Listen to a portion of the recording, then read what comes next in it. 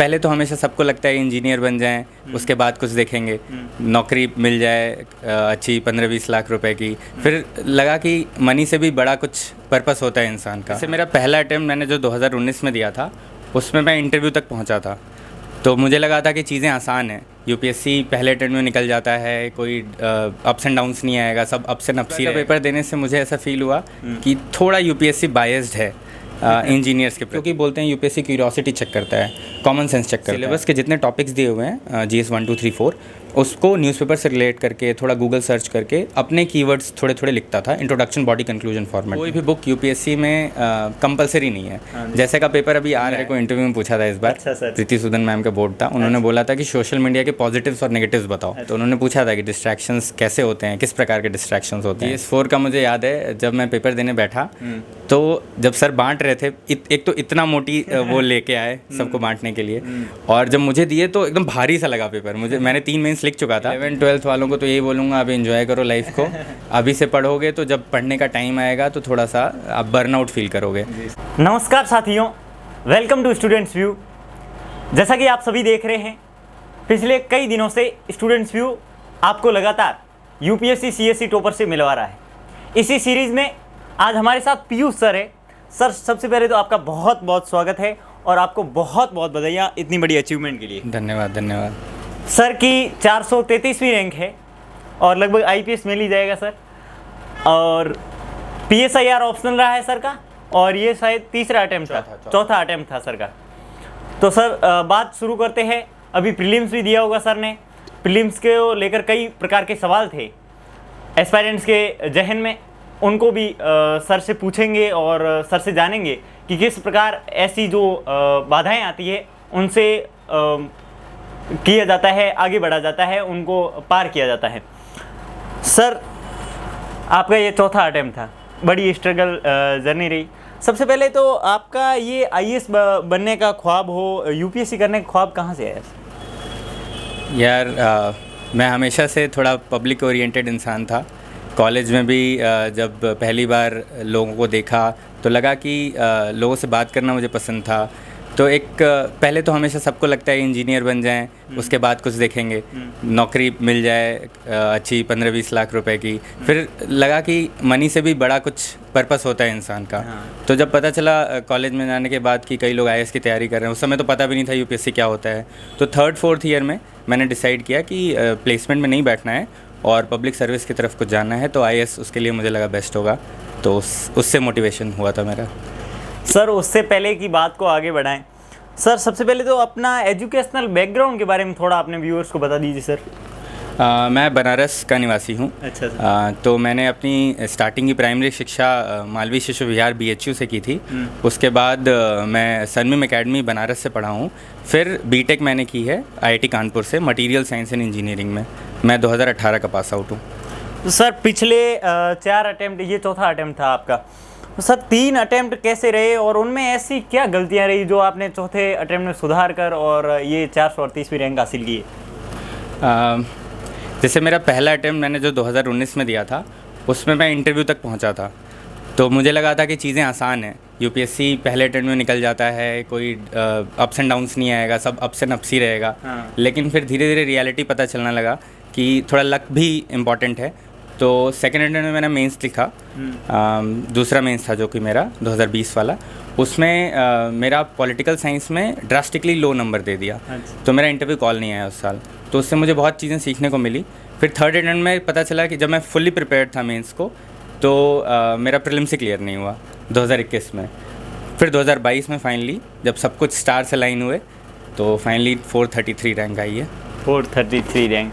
Sir, इस बार आपने prelims दिया होगा, प्रीलिम्स को लेकर कई प्रकार के सवाल किए जा रहे हैं। प्रीलिम्स का इस बार पैटर्न चेंज हो गया है, सीसेट भी बड़ा टफ आया था, हिंदी मीडियम के स्टूडेंट्स के लिए हो या चाहे ह्यूमैनिटीज़ के बैकग्राउंड से आने वाले हो। आप तो खैर बीटेक की। सर, आपने पेपर दिया है, आपने किस प्रकार से उसका एनालिसिस किया? ऐसी मतलब कि जो इस बार जो पैटर्न चेंज हुआ है, इस पैटर्न चेंज होने से एस्पायरेंट्स को इनसे किस प्रकार है जो उभरना चाहिए? इस बार का पेपर देने से मुझे ऐसा फील हुआ कि थोड़ा यूपीएससी बायस्ड है इंजीनियर्स के प्रति। सीसैट को लेके मुझे ऐसा लगा कि बहुत ही रैंडम पेपर बना दिया। तो अभी तो काफ़ी PILs भी चल रहे हैं, तो मुझे लगता है कि अगर इसकी तैयारी करना है, क्योंकि आप ज़्यादा कुछ स्टूडेंट कर नहीं सकते प्रिपरेशन के अलावा, अगर आप इन सब एक्टिविटीज़ में बजे रहोगे कि कैसे हम UPSC को सुधार दें, तो वो मुझे नहीं लगता ठीक है। तो आपकी प्रिपरेशन में थोड़ी सी चेंजेस लाने की ज़रूरत है। जैसे कि न्यूज़पेपर इंपॉर्टेंट है, जैसे इस बार इंटरनेशनल रिलेशंस के बहुत सारे क्वेश्चंस आ गए, तो अगर जो जनरली न्यूज़पेपर पढ़ रहा है उसको वो थोड़ा फ़ायदा होगा वहाँ पे। दूसरा, मैगज़ीन पे पूरी तरह से रिलाई नहीं करना चाहिए, आपको न्यूज़पेपर से पढ़ना चाहिए, थोड़ा खुद से भी गूगल करना चाहिए और थोड़ा क्यूरियस रहेंगे। जैसे इस बार का क्वेश्चन आया था कि कौन सा जानवर जो है वो लकड़ी को उखेड़ के उसमें से कीड़े खाता है, तो अगर कोई भी नेशनल ज्योग्राफी देखता है तो उसको पता होगा वो आंसर। तो थोड़ा डाइवर्स नॉलेज एक्सपेक्ट कर रहा है UPSC, लेकिन मुझे लगता है ये थोड़ा सा बायस्ड हो जाता है अर्बन बैकग्राउंड या फिर BTech वालों के लिए। और CSAT का पेपर, क्योंकि पहले मुझे ऐसा लगता है कि GS में जो लोग क्लियर कर लेते थे वो CSAT में भी क्लियर कर लेते थे, तो एक अलग से UPSC को पेपर लेने का कोई पॉइंट नहीं था। तो धीरे धीरे 66 नंबर लाना भी डिफ़िकल्ट बना दिया UPSC ने। मैथ्स को बहुत ही मतलब मैथ्स नहीं पूछता है, वो न्यूमेरेसी पूछता है। वहाँ आपको क्लिक किया, दिमाग में आया तो आप कर लोगे, नहीं तो बहुत लेंदी पेपर है। पैसेज करने लायक था, लेकिन जो लोग सिर्फ मैथ्स पर रिलाई करके जाते हैं उनके लिए बहुत प्रॉब्लम हो गई थी। तो आपको थोड़ा इंग्लिश भी आना चाहिए और थोड़ा मैथ्स भी आना चाहिए। तो आप 40-45 अटैम्प्ट करो और कोशिश करो कि 30+ सही हो जाएं। तो प्रैक्टिस ज़रूरी है, दोनों पेपर में आपको प्रैक्टिस करना होगा, थोड़ा क्यूरियस होना पड़ेगा और थोड़ा ब्रॉड नॉलेज करके, थोड़ा कॉमन सेंस लगा के रिस्क लेना पड़ेगा और थोड़ा ज़्यादा अटैम्प्ट भी करने पड़ेंगे GS1 में। ओके सर, बहुत धन्यवाद। सर आगे चलें, आपने बात की न्यूज़पेपर की, करंट अफेयर्स की बड़ी भूमिका होती है अपनी UPSC की जर्नी में, आपने न्यूज़पेपर की बात कर ही ली। तो सर न्यूज़पेपर को आपने किस प्रकार पढ़ा, क्योंकि शुरुआत में जब UPSC की तैयारी के लिए उतरते हैं तो एस्पायरेंट्स द हिंदू का बड़ा क्रेज़ होता है, उसको मंगवा लेते हैं, फिर कुछ दिन पढ़ते हैं, उसके बाद बोलते हैं कि ये तो ज़्यादा हो गया और हो गया। फिर तो आपने न्यूज़पेपर को किस प्रकार पढ़ा, उसके लिए मतलब कि क्या क्या आपकी रही? जैसे पहले अटेम्प्ट में मुझे लगता है न्यूज़पेपर बहुत ज़रूरी है, क्योंकि आपको वो वोकैबुलरी आ जाती है मेंस की।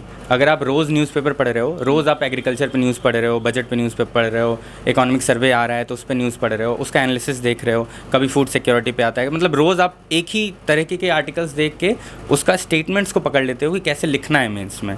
तो न्यूज़पेपर इसके लिए इंपॉर्टेंट है, वोकैब बिल्ड करता है वो आंसर राइटिंग के लिए। और दूसरा, न्यूज़पेपर इसलिए भी इंपॉर्टेंट है कि आप एक स्टोरी की तरह याद रखते हो चीज़ों को, तो आप करंट अफेयर्स को रिलेट कर पाते हो स्टैटिक नॉलेज से। तो न्यूज़पेपर मैं 1 से 1.5 घंटे पढ़ता था सुबह सुबह उठ के, और उससे जो भी इंपॉर्टेंट डेटा फैक्ट्स, मुझे स्टेटमेंट्स अच्छे लगते थे, वो मैं मेंस के नोट्स में लिख लेता था अपने। तो इतना ही रोल है। और आप बेसिक अवेयरनेस के लिए भी न्यूज़पेपर ज़रूरी है, जो प्रीलिम्स में काम आता है। मेंस में आपको बहुत बार रिवीजन करना पड़ेगा। सिर्फ आप न्यूज़पेपर पढ़ लोगे, आप सोचोगे मेंस में लिख दोगे, तो थोड़ा मुश्किल है। आपको वहाँ से फैक्ट्स उठा के अपने नोट्स में लिखना पड़ेगा, और फिर उसके बाद उसको बार बार रट के आपको मेंस आंसर राइटिंग में करना पड़ेगा। तो हाँ। और सर करंट अफेयर्स के लिए आपने न्यूज़पेपर तो पढ़ा ही, उसके साथ साथ कुछ कोचिंग के मटेरियल लाइक 365 का जिक्र आता है, तो उसका हालांकि इस बार जो है कम रहा रोल, ऐसा बता रहे हैं एस्पिरेंट। आपका इसके अलावा करंट अफेयर्स के लिए क्या क्या सोर्सेज रहे? यार इतना भी इंपॉर्टेंट करंट अफेयर्स नहीं है। अगर मेंस की बात करो तो 20 क्वेश्चन में 15-16 क्वेश्चन होते हैं, वो भी GS2 और 3 में, जो कि स्टैटिक से कवर हो जाते हैं। बाकी 3 ही 4 क्वेश्चन होते हैं जो कि न्यूज़पेपर से ओरिएंटेड होते हैं, लेकिन जो 15-16 क्वेश्चन है उसमें आपको थोड़ा सा कुछ कॉन्टेक्स्ट बिल्ड करना होता है। तो अगर आप न्यूज़पेपर और एक मैगज़ीन पढ़ते हो तो मुझे लगता है काफ़ी है करंट अफेयर्स के लिए। बहुत ज़्यादा करंट अफेयर्स के पीछे नहीं भागना चाहिए। स्टैटिक आज भी प्रीलिम्स निकलवा रहा है, स्टैटिक आज भी मेंस निकलवा रहा है। इंटरव्यू के लिए थोड़ा इंपॉर्टेंट है करंट अफेयर्स। तो सर उससे पहले कि प्रीलिम्स की और मेंस की स्ट्रेटजी पर चले, सर सुबह से लेकर शाम तक क्या आपका टाइम टेबल रहता था? वो डिपेंड करता है कि अभी एग्ज़ाम कितना दूर है। हाँ। जैसे अभी अगर बात करें तो अभी थोड़ा रिलैक्स हूँ रिज़ल्ट आने के बाद, लेकिन मुझे इस बार मोस्ट वैल्यू मेंस देने का मौका मिलेगा, तो मैं 9-10 बजे उठूँगा रात में, क्योंकि थोड़ा पढ़ता हूँ। अच्छा। तो 9-10 बजे सुबह उठता हूँ, फिर 1-2 घंटे न्यूज़पेपर पढ़ता हूँ, फिर जो भी रिवीजन का मेरा स्लॉट रहता है ऑप्शनल पढ़ लिया, तो 5 बजे तक अराउंड ब्रेक ले लेके पढ़ता रहता हूँ। फिर मैं बैडमिंटन खेलना पसंद है मुझे, तो मैं रोज़ बैडमिंटन इधर पार्क में खेलता हूँ। 2 घंटे के अराउंड बैडमिंटन खेलता हूँ, फिर दोस्तों से बात करता हूँ, थोड़ा चाय वाय पीता हूँ। 8 बजे तक खाना वाना खा के अपना फिर से 8 से 12 के अराउंड पढ़ता हूँ, ब्रेक ले लेके। 1 घंटे पढ़ता था मैं और 15-20 मिनट का ब्रेक लेता था। जनरली इसी तरह का शेड्यूल बना था। फिर 12 बजे तक मैं सब कुछ वाइंड अप करके 2 बजे तक सो जाता था। तो सर इसके साथ साथ आपने बताया आपने ग्रेजुएशन की। ग्रेजुएशन के समय भी आपने अभी दोस्ती का बताया, जो फ्रेंड सर्कल होता है उसका बड़ा रोल होता है। इसके साथ साथ आपने नॉन फिक्शनल बुक्स लाइक हमने कई मतलब कि टॉपर से बातचीत की थी, तो उन्होंने बताया कि नॉन फिक्शनल बुक्स हो या फिर ऐसा कुछ अलग से भी पढ़ना चाहिए जो मतलब कि अपने आंसर राइटिंग में बहुत इम्पोर्टेंट रोल निभाता है। तो आपने ऐसा क्या साथ में किया जो आंसर राइटिंग में हो या फिर आगे बहुत सहयोगी रहा, उपयोगी रहा? आंसर राइटिंग में तो जैसे न्यूज़पेपर बहुत इंपॉर्टेंट है, वो तो इम्पॉर्टेंट है ही, उससे वोकैब बिल्ड होता है। लेकिन जिनको पढ़ना पसंद है, इन जनरल पढ़ना पसंद है, तो उनको फ़ायदा तो होता है। देखो, अगर तुम इंटरलिंक कर पाते हो चीज़ों को, किसी मान लो जैसे मैं अभी एक बुक पढ़ रहा था एने फ्रैंक की, डायरी ऑफ ज्यूज़ गर्ल करके एक बुक है। तो उससे आप अगर किसी GS1 में सोसाइटी के एस्पेक्ट में आप उसको रिलेट कर पाते हो, और इंटरव्यू उस एग्जामिनर ने भी वो बुक पढ़ी है, या फिर इंटरव्यू में आप कुछ ऐसा बोल पाते हो, जैसे ओरांगुटान वाला जो क्वेश्चन था इस बार, वो युवा नोआ हरारी की बुक थी सेपियंस, उसमें पहले ही पन्ने में दिया हुआ है वो चीज़। तो अगर जो जिनको पढ़ना पसंद है, इन जनरल उनको फ़ायदा होता है, इसीलिए क्योंकि बोलते हैं UPSC क्यूरियोसिटी चेक करता है, कॉमन सेंस चेक करता है, तो वो आता है, बिल्ड होता है अगर आप डिफरेंट सोर्सेज फॉलो कर रहे हो तो हाँ। अच्छा सर, बहुत अच्छे से बताया सर। इसके साथ साथ जैसे मैंने कई PSIR के टॉपर से भी सुना था कि आपने जैसे IR का नॉलेज हो, न्यूज़पेपर पढ़ने से पहले हो, IR का नॉलेज और इकोनॉमी का नॉलेज अच्छे से होना चाहिए। आपका तो खैर टेक्निकल बैकग्राउंड रहा है, तो आपने इकोनॉमी कैसे कवर अप किया, और आपने कोचिंग वगैरह ली थी क्या GS प्रिपरेशन के लिए और इसके साथ साथ ऑप्शनल के लिए? मैं 2019 में शुभ्रा रंजन की कोचिंग ज्वाइन किया था PSIR के लिए, पॉलिटिकल साइंस के लिए, जो 6 महीने का कोर्स था। मैंने GS के लिए कोई कोचिंग नहीं की है। टेस्ट सीरीज़ मैंने ज्वाइन की थी आफ्टर प्रीलिम्स, विजन IAS की टेस्ट सीरीज ज्वाइन की थी। बाकी फाउंडेशनल कोर्स मैंने GS का नहीं किया है। मैं GS का ऐसे ही करता था कि जो टॉपिक वाइज नोट्स बनाता था, सिलेबस के जितने टॉपिक्स दिए हुए हैं GS 1 2 3 4, उसको न्यूज़पेपर से रिलेट करके, थोड़ा गूगल सर्च करके अपने कीवर्ड्स थोड़े थोड़े लिखता था, इंट्रोडक्शन बॉडी कंक्लूजन फॉर्मेट में। तो हाँ, इससे मेरा हो गया था GS कि अपने नोट्स बनाया था। और PSIR की मैंने कोचिंग की थी, वहाँ के हैंड रिटन नोट्स मेरे पास हैं, उन्हीं को बार बार रिवाइज़ करके थोड़ा डायनेमिक कंटेंट न्यूज़पेपर से ऐड किया उसमें, और बस इतना हो गया। अच्छा सर, तो उसके बाद अपन आते हैं इसकी मेंस की स्ट्रेटजी पर। तो सर GS 1 की बात करते हैं, तो उसमें आपके क्या क्या सर सोर्सेज रहे जो कुछ अलग हो, या फिर आपने खैर कोचिंग भी नहीं की थी, तो एक तो टेक्निकल बैकग्राउंड से जो आते हैं उनको सर, क्योंकि आपका IIT कानपुर से पढ़े हो, तो सर वो तो 11th-12th के में तैयारी स्टार्ट कर देते हैं, तो उनकी कंसिस्टेंसी तो होती है और कुछ नया करने की जो है चाह अंदर से होती है। तो सर आपने क्या क्या किया, मतलब इसके साथ साथ जो है नया क्या क्या किया, आपके क्या क्या सोर्सेज रहे इसमें GS 1 में? GS 1 में 3 चीज़ होती है। पहला होता है हिस्ट्री, दूसरा होता है सोसाइटी, और तीसरा होता है ज्योग्राफी। तो मेनली GS 1 थोड़ा स्टैटिक सब्जेक्ट है। अगर आपका प्रीलिम्स अच्छा है, मतलब आप बेसिक बुक्स बहुत बार पढ़े हो, तो सोसाइटी वाला पार्ट है जो आपको डायनेमिक होता है थोड़ा, जो आप न्यूज़पेपर से चीज़ें ऐड कर सकते हो। बाकी चीज़ें मैंने गूगल की थी, और जो भी मुझे NCERT से ज्योग्राफी से अच्छे कंटेंट मिल रहे हैं उसको मैंने GS 1 के नोट्स में ऐड किया था।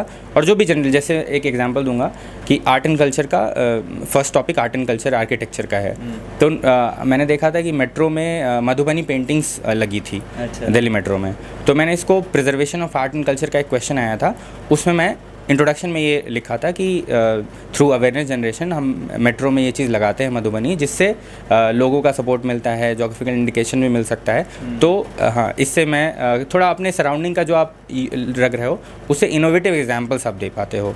तो जो भी आप देख रहे हो उसको, आपको GS का सिलेबस अगर याद है तो आप अपने सराउंडिंग में जो भी चीज़ें देख रहे हो उसको आप अपने नोट्स में ऐड करते रहो, ये आपको अलग कुछ एज देगा। बाकी स्टैटिक नोट्स आपको अपने जो बुक हैं उसी से बनाना है। अच्छा सर, GS 2 पॉलिटी और इकोनॉमी की ओर बढ़े, उससे पहले सर आपने NCERT का जिक्र कर दिया। NCERT सर बेस होती है हर UPSC एस्पायरेंट के लिए, सबसे पहले वो शुरुआत भी उसी से करता है। सर आपने मतलब NCERT पढ़ी या फिर नहीं पढ़ी, कौन सी क्लास से स्टार्ट करनी चाहिए, आपने पढ़ी? हाँ, मैंने NCERT सिर्फ ज्योग्राफी की पढ़ी है। अच्छा और एक तमिलनाडु की NCERT तो नहीं, वो CBSE की, वो जो तमिलनाडु बोर्ड की आती है 11th क्लास की, वो पढ़ी थी। बाकी हिस्ट्री की मैंने, हाँ, एंशिएंट मिडिवल के लिए, और हिस्ट्री के मैंने मॉडर्न के लिए स्पेक्ट्रम पढ़ी थी। पॉलिटी के लिए वो पढ़ी थी लक्ष्मीकांत। मैंने एनसीईआरटी इन सब की नहीं टच की, मुझे लगा कि मैं डायरेक्टली इससे पढ़ सकता हूँ और समझ भी सकता हूँ, तो मुझे लगा वापस से क्यों एनसीईआरटी पढ़ें। डायरेक्ट स्पेक्ट्रम उठा ली मैंने, बट डायरेक्ट लक्ष्मीकांत उठा ली। ज्योग्राफी में क्योंकि कोई और सोर्स मुझे बहुत बल्कि सोर्स मिल रहे थे, तो उसमें एनसीईआरटी बेस्ट है। आप 6 से 12th एनसीईआरटी पढ़ लो, ज्योग्राफी क्लियर हो जाएगा आपका। एनवायरनमेंट में भी एनसीईआरटी कुछ खास है नहीं, तो आपको शंकर आयस की बुक आती है, वो मैंने पढ़ ली। तो एनसीईआरटी का रोल है, बट क्योंकि स्टैंडर्ड बुक्स बहुत अच्छे अच्छे मिल गए हैं, तो आप पॉलिटी की, हिस्ट्री की, एनवायरनमेंट की आप एनसीईआरटी स्किप कर सकते हो, इतना भी वो ज़रूरी नहीं है, पर ज्योग्राफी की बहुत इंपॉर्टेंट है। अच्छा सर, लक्ष्मीकांत की आपने जिक्र किया। लक्ष्मीकांत तो मतलब सबके लिए एक जड़ी बूटी है, सभी यूपीएससी के एस्पिरेंट्स के लिए, कई पढ़ते हैं, कई बोलते नहीं पढ़ते। सर आपने इसकी सेलेक्टिव रीडिंग की या फिर कैसे पढ़ा, मतलब कि कवर टू कवर पढ़ा, कैसे पढ़ा? यार कोई भी बुक यूपीएससी में कंपलसरी नहीं है। जैसे का पेपर अभी आ रहा है, आप जनरली बस अपने अवेयर होके कॉमन सेंस भी लगाओगे तो आप 70-80 ला दोगे। फिर थोड़ा लक बेस्ड हो जाता है। अब वो ट्रेडिशनल पेपर नहीं रहा, तो ऐसा नहीं बोल सकते कि ज्योग्राफी आप लक्ष्मीकांत पढ़ोगे तभी होगा। आप कोई कोचिंग का मटेरियल ही पढ़ सकते हो। तो मैंने लक्ष्मीकांत पढ़ी थी क्योंकि वो सबसे बेस्ट सोर्स अभी तक मुझे लगा, शॉर्ट में है, सब कुछ शॉर्ट में दिया हुआ है। और सेलेक्टिव पढ़ी थी। जो स्टार्टिंग के 5 पार्ट हैं वो सबसे इंपॉर्टेंट है, बाद के पार्ट्स आप थोड़ा एक बार पढ़ के, इलेक्शन वाला चैप्टर हो गया, ट्रिब्यूनल वाला हो गया, वो लास्ट में एक एक चैप्टर जो इंपॉर्टेंट है वो पढ़ सकते हो। बाकी स्टार्टिंग के 5-6 पार्ट जो हैं वो मैंने बहुत अच्छे से पढ़ाई की थी, 3-4 बार रीडिंग की थी उसकी। अच्छा सर, चूंकि आपके PSIR ऑप्शनल है और GS2 पर आ गया है, तो GS2 और जो PSIR है वो आपस में सर ओवरलैप करते हैं, तो उससे सर आप कैसे उभरे सर, उसको अलग कैसे किया आंसर राइटिंग? GS2 थोड़ा जनरल स्टडीज़ है और ऑप्शनल थोड़ा स्पेशलाइज लिखना है आपको। लेकिन ये स्पेशलाइज लिखने के चक्कर में मैंने बहुत सारे स्कॉलर्स के नाम लिखने लगे थे PSIR में, तो मेरे ड्रास्टिकली डिक्रीज़ हो गए मार्क्स PSIR में।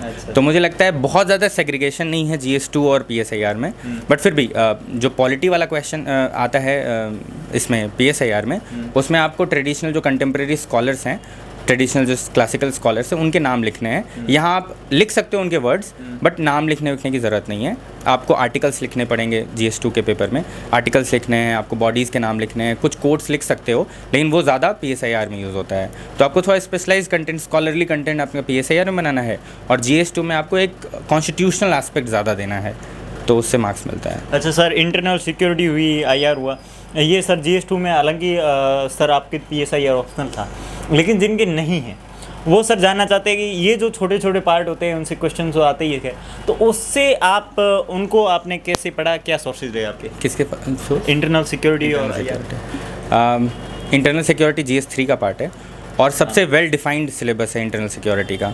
साइबर सिक्योरिटी दिया हुआ है, लेफ्ट विंग एक्सट्रीमिज्म दिया है। आप रोज़, मैं क्या करता था, 2-3 टॉपिक लेता था दिन भर के, और उस पर अच्छे से रिसर्च करके 2-3 पेज का नोट्स बना लेता था। कुछ कंटेम्प्रेरी कुछ चीज़ हुआ, जैसे मान लो छत्तीसगढ़ में, बस्तर में कुछ CRPF जवान कहाँ पे हमला हो गया नक्सलिज्म में, तो वो मैं इंट्रोडक्शन में ऐड कर लेता था, या फिर डेफिनेशन में ऐड कर लेता था, और फिर चैलेंजेस, सोल्यूशन, कुछ कमिटी अगर आई है, और लास्ट में कंक्लूजन। ये मैं हर टॉपिक पे इंटरनल सिक्योरिटी का गूगल करके खुद से बनाया। अच्छा सर। थोड़ा करंट का, थोड़ा डेटा डाल लिया, थोड़ा अगर पाई चार्ट है वैसा कुछ बना लिया। 2-3 पेज का कंटेंट जैसे ही होता था मैं उसको छोड़ देता था, फिर एक आंसर फॉर्मेट में बना लेता था। और दूसरा जो IR बोल रहे हो, उसका मेन 65 अच्छा सोर्स है। अगर आप न्यूज़पेपर फॉलो कर रहे हो और मेन 65 लास्ट में पढ़ लेते हो, तो उससे काफ़ी कवर हो जाता है यार में। बाकी सिर्फ आंसर राइटिंग है, मैप बनाओ, थोड़ा इंट्रोडक्शन में कुछ रिसेंटली कुछ हुआ है उसका एग्जांपल दे दो, PM ने कुछ बोला है तो उसका कंक्लूजन में आप लिख सकते हो, तो ये सब। ओके सर, GS3 पर आए। GS3 में इकोनॉमी सर, आप टेक्निकल बैकग्राउंड से आए हो, और इकोनॉमी सबके लिए, मतलब चाहे कोचिंग नहीं कर रहा उनके लिए कम से कम बड़ा, मतलब कि टफ सब्जेक्ट माना जाता है इकोनॉमी। तो सर आपने कोचिंग भी नहीं की, तो सर इकोनॉमी को आपने किस प्रकार हैंडल किया, उसके लिए आपके क्या सोर्सेज रहे, आपने वीडियोस वगैरह देखे या फिर कैसे इंटरनेट का यूज़ किया इसके लिए? इकोनॉमी यार मैं थोड़ा फॉर्चुनेट था, क्योंकि कानपुर में, IIT कानपुर में कुछ कोर्सेज थे जो आप ओपन इलेक्टिव्स ले सकते हो। तो मैंने इकोनॉमी के ओपन मैक्रो इकोनॉमिक और माइक्रो इकोनॉमिक का 2 कोर्स कर लिया था। तो मुझे बेसिक टर्मिनोलॉजी आती थी, तो मैंने कोई बुक नहीं पढ़ी थी इकोनॉमी के लिए। बट जब मैं यहाँ आया तो मुझे लगा कि न्यूज़पेपर पढ़ना चाहिए इकोनॉमी का। न्यूज़पेपर बहुत इंपॉर्टेंट इकोनॉमी का, जो डेली टर्म्स आ रहे हैं, जैसे इन्फ्लेशन आ रहे हैं, FDI आ रहा है, FPI आ रहा है, बजट कुछ आया, कुछ ऐसी चीज़ें जो आ रही हैं रोज़, कैपेक्स आ गया, NBFC आ गया, RRB आ गया, ये सब जो जनरली न्यूज़पेपर में हर दिन टर्म आता है, उसकी आपको नॉलेज अच्छे से होना चाहिए। उसी पे घुमा फिरा के स्टैटिक कंटेंट पूछता है। तो मैंने क्या किया कि न्यूज़पेपर में जो भी चीज़ आता था उसको गूगल करते रहता था और उस पर थोड़ा थोड़ा लिखते रहता था कि इंपॉर्टेंट चीज़ें। और दूसरा मैंने मृणाल सर का कुछ वीडियोस देखे थे स्टार्टिंग में, जो बेसिक टर्मिनोलॉजी है उसको और अच्छे से करने के लिए मैं मृणाल की वीडियोस देखा था। अच्छा सर, तो मृणाल सर के नोट्स वगैरह पढ़े हुए? नहीं, सिर्फ वीडियोस देखा था, क्योंकि मैंने कोर्सेज कर लिए थे तो मैंने नोट्स नहीं पढ़ा था। अच्छा सर, एग्रीकल्चर भी एक पार्ट है। एग्रीकल्चर के लिए आपने क्या पढ़ा था अलग से? सेम वही GS3 का एग्रीकल्चर पार्ट है। तो मैंने जैसे इंटरनल सिक्योरिटी बताया, उस तरह एग्रीकल्चर का भी बहुत वेल डिफाइंड सिलेबस है। अच्छा। जो आपके GS3 में दिया हुआ है। तो 2-3 टॉपिक लेता था, अच्छे से रिसर्च करके पिछले 4-5 साल में जितने भी अच्छे अच्छे आर्टिकल्स आए हैं आपको गूगल पे मिल जाते हैं, उसको अच्छे से पढ़ता था और उससे शॉर्ट पॉइंट्स बना लेता था। कुछ स्टेटमेंट अच्छे अच्छे मिल जाते थे तो अपने नोट्स में ऐड कर, बेसिकली मैं जो 2018-19 में नोट्स बनाया हूँ वो आज भी यूज़ कर रहा हूँ, क्योंकि वो स्टैटिक कंटेंट सेम है। अशोक दलवाई कमेटी 4 साल से चल रही है, 5 साल से चल रही है, तो आप उसको आज भी लिखोगे, वो एग्जाम में आए। SDG 10 साल से चल रहा है, तो SDG का आप एग्रीकल्चर से रिलेट करके DPSP 48 आर्टिकल वो आप एग्रीकल्चर में लिख दो। तो ये जो स्टैटिक कंटेंट है वो मैंने जो 4 साल बनाया है वो आज भी इस मेंस में भी वही लिखूंगा, इसलिए थोड़ा इजी हो जाता है अगर आप एक बार कंटेंट अपने से बना लेते हो स्टैटिक कंटेंट। उसमें बस 2-3 पॉइंट ऐड करना होता है जो आप मेन 65 और ये सब पढ़ के थोड़ा ऐड कर देते हो। तो हर टॉपिक पे आप रिसर्च करो खुद से, उसको समझो और उस पर शॉर्ट नोट्स बना लो। तो रिसर्च करने की सर बड़ी अच्छी टेक्निक है सर आपकी, हर चीज़ में रिसर्च करना है। एस्पायरेंट्स सभी है जो बुक्स पढ़ के ही सीमित रह जाते हैं, लेकिन कुछ चीज़ों को जो है मतलब कि रिसर्च करके इंटरनेट का सहारा लेके अच्छा उसका उपयोग करके और आगे बढ़ना चाहिए। सर इंटरनेट की बात आ गई सर, डिस्ट्रैक्शंस, सोशल मीडिया का ज़माना है, इसमें सर डिस्ट्रैक्शंस बहुत होते हैं। आपने सोशल मीडिया से दूरी बनाए रखी या साथ में रही? ये सेम चीज़ मेरे को इंटरव्यू में पूछा था इस बार। अच्छा सर। प्रीति सूदन मैम का बोर्ड था, उन्होंने बोला था कि सोशल मीडिया के पॉजिटिव्स और नेगेटिव्स बताओ। अच्छा सर। तो मैंने नेगेटिव्स में डिस्ट्रैक्शंस का नाम लिया था। अच्छा। तो उन्होंने पूछा था कि डिस्ट्रैक्शंस कैसे होते हैं, किस प्रकार के डिस्ट्रैक्शंस होते हैं। तो मैंने बताया था यही सब कि थोड़ा अब इस उम्र में अपोजिट जेंडर का भी डिस्ट्रैक्शन होता है, आपको रील्स देखने का मन कर जाता है, फ़नी वीडियोस देखते हैं, मीम्स देखते हैं लोग। तो यार वो सब करते रहोगे, खासकर इस टाइम जब प्रीलिम्स आ रहा है या फिर मेंस आ रहा है तो थोड़ा मुश्किल है, मतलब आपको थोड़ा साइड रहना पड़ेगा। सोशल मीडिया बहुत एडिक्टिव होता है सोशल मीडिया। तो मैंने क्या किया, मैंने इंस्टाग्राम ये सब मैं क्या ही यूज़ करूँ, मतलब कोई कनेक्ट भी नहीं करता था अब तो मेरे से, क्योंकि अभी मैं स्ट्रगलिंग एस्पिरेंट था। तो मैंने कोरा मैंने आंसर लिखा था कोरा पे। 2019 में जब मैं इंटरव्यू दिया था तो मैंने कोरा पे आंसर लिखा था, तब मैं डिस्ट्रैक्ट हो गया था। मैं सच बताऊंगा, मैंने कोरा पे आंसर लिख के वहाँ बहुत सारे मैसेजेस आते थे, तो 2020 का अटेम्प्ट थोड़ा सा उसके कारण मेरा बिगड़ा था। तो मैं यही बोलूँगा कि मैं गलती करके सीखा, आप मेरी गलती से सीख लीजिए और ज़्यादा सोशल मीडिया पे के चक्करों में मत पड़िए। एटलीस्ट 6 महीने, प्रीलिम्स के 3 महीने पहले और प्रीलिम्स के 3 महीने बाद, ये जो 6 महीने होता है उसमें आप अपने सोशल मीडिया को डीएक्टिवेट करके आप रह सकते हो। थोड़ा बहुत यूट्यूब के वीडियोस देख लो अपने फ्री टाइम में, 15-20 मिनट का जो इंटरवल ले रहे हो, थोड़े मैचेस देख लो, अपने हॉबीज़ फॉलो कर लो, सोशल मीडिया से थोड़ा अलग रहोगे तो ज़्यादा अच्छा होगा।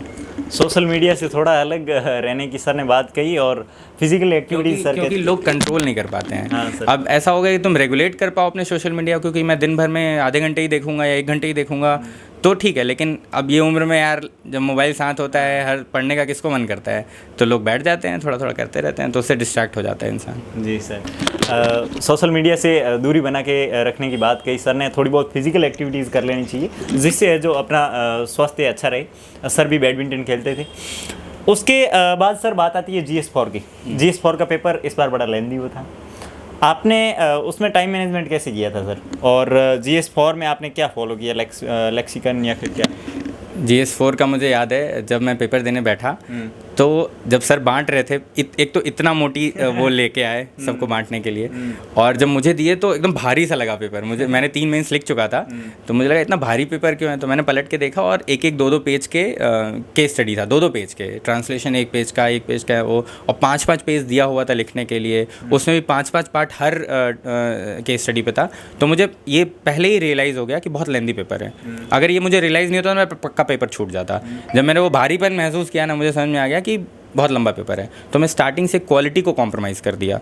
मैंने सोचा क्वालिटी भाड़ में जाए, मैं अपना क्वांटिटी पे फोकस करूँगा, मुझे पेपर कंप्लीट करना है। तो मैंने मोटा पेन लिया, मैं पतले पेन से लिखता था, मैंने मोटा पेन लिया और जम के रगड़ा और लास्ट तक किसी तरह कंप्लीट किया। मेरा GS2 और 3 कंप्लीट उतना अच्छे से नहीं हुआ था जितना 4 हो गया, क्योंकि मैंने क्वालिटी पहले से ही कॉम्प्रोमाइज़ कर दी।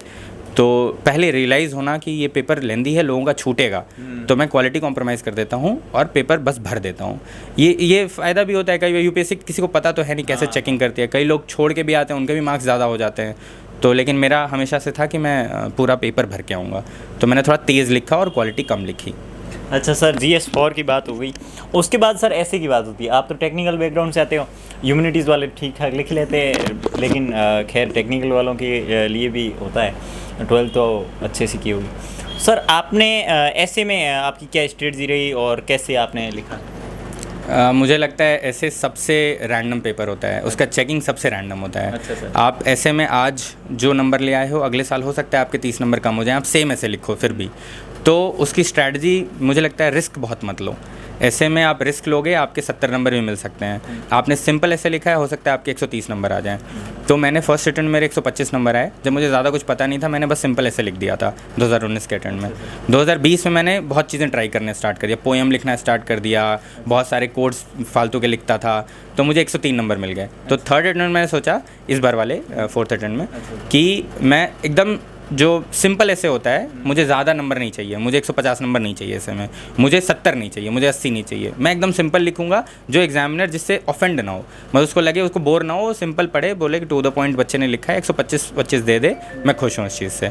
तो मैंने टॉपिक को मल्टी डायमेंशनली टैकल किया और सिंपल जो होता है फ्लो में लिख दिया, इंट्रोडक्शन बॉडी कंक्लूजन फॉर्मेट में।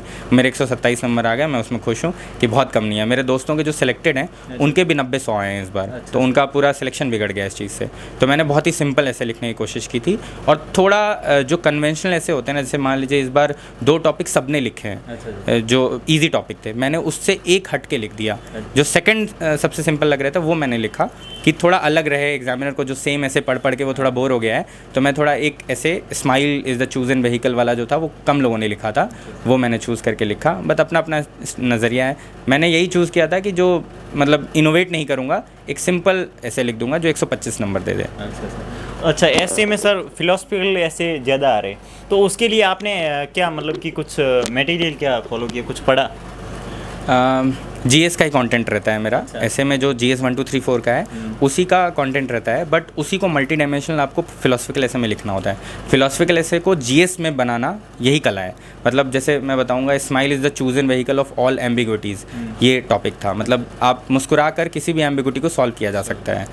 तो मैंने इसको हर वे ऑफ लाइफ में, वो क्या है, स्पोर्ट्स में कैसे करते हैं, सोसाइटी में कैसे करते हैं, एक एडमिनिस्ट्रेटर कैसे करता है, एक बिजनेस लीडर कैसे करता है, इसको डिफरेंट में किया। और फिर बोला कि स्माइल के नेगेटिव्स भी होते हैं, थोड़ा क्रिटिकली एनालाइज करो टॉपिक को, कि हमेशा स्माइल आप नहीं कर सकते, कभी कभी एंगर भी ज़रूरी है, तब आप रिफॉर्म लाओगे। तो ये सब चीज़ें, उसका अपोजिट व्यू दो, फिर सोल्यूशन दो कि कैसे आप ये पॉजिटिव एटीट्यूड आप लाओगे कैसे।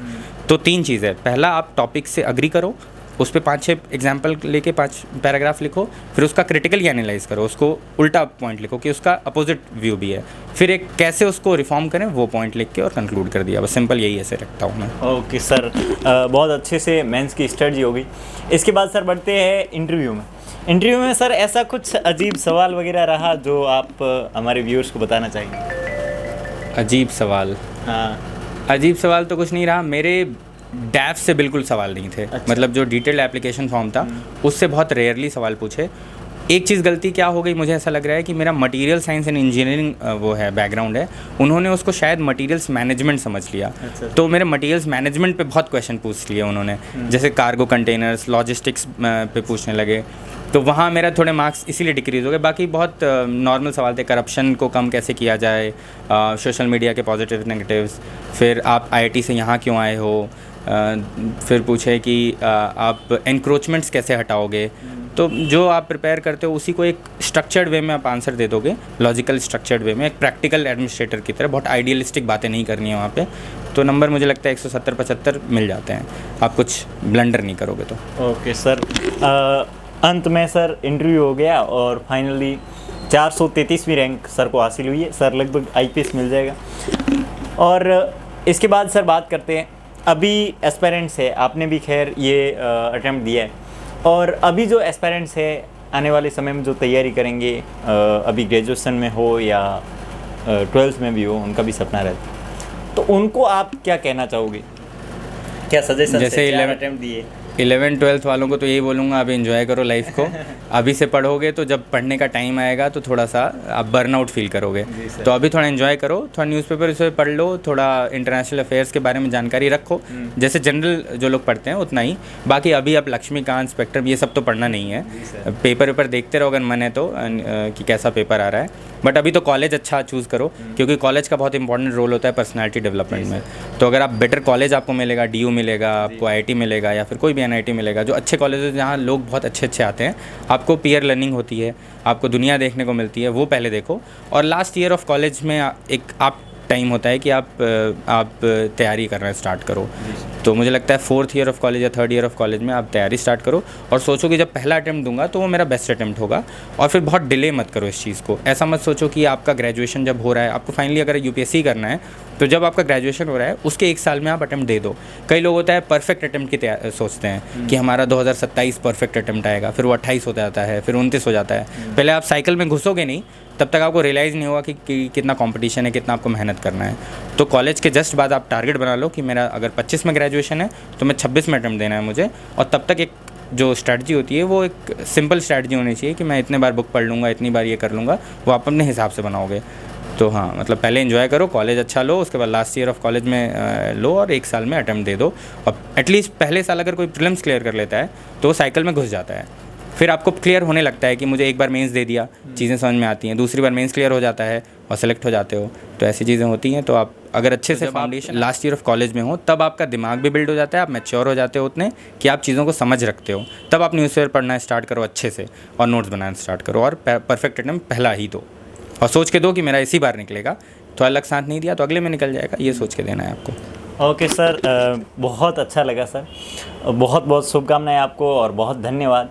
और इस अटेम्प्ट के लिए भी और आगे के लिए बहुत शुभकामनाएं सर। धन्यवाद। धन्यवाद।